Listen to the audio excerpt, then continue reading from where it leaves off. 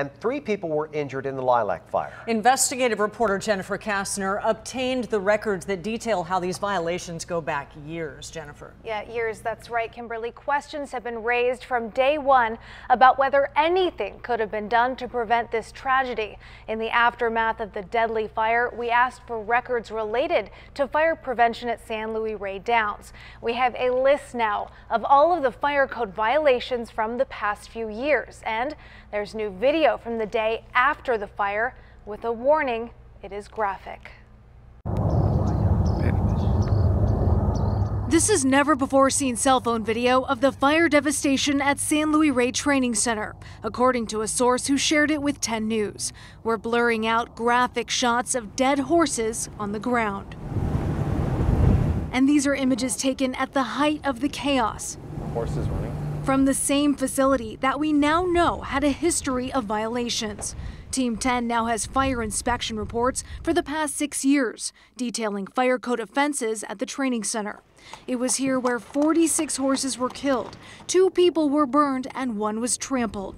References in the earliest report note violations dating back to 2005, which show year after year multiple issues related to fire extinguishers, smoke alarms, exit doors and stairs, hazardous materials and flammable liquids, and so on.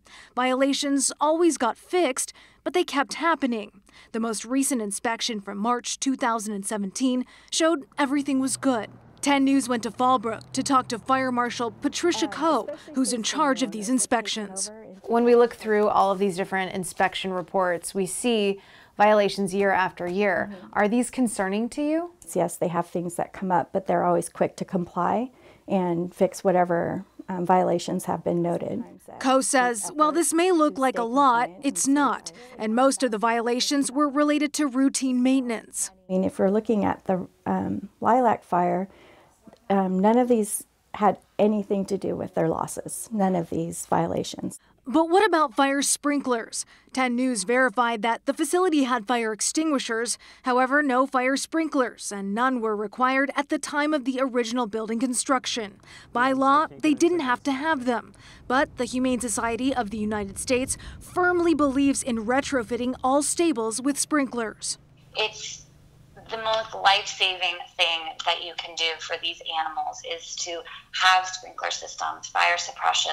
You need to think proactively and make sure that we have the best precautions possible in these facilities for large animals. This is our horse facility here. Dr. Natasha Lefkowitz is a veterinarian with the Escondido Humane Society.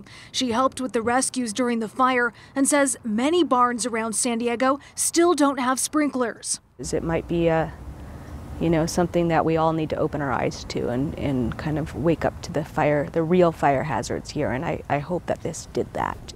She believes that those who work at the Downs care deeply about the horses and their safety, but as it often goes, the financial piece of who's going to pay for that is always the issue in the equine world. And we repeatedly tried to talk to the general manager of San Luis Rey Downs about all of these concerns. He requested that we share these fire inspection reports with him, which we did, and we are still waiting for his response. We will share that with you when we get it. And in the aftermath of the fire, the California Horse Racing Board has decided to do a review of fire code inspection procedures and safety plans at San Luis Rey Downs and at all major track and training facilities in the state. Jennifer Kastner, 10 News. Jennifer, thank you. The molestation trial against the father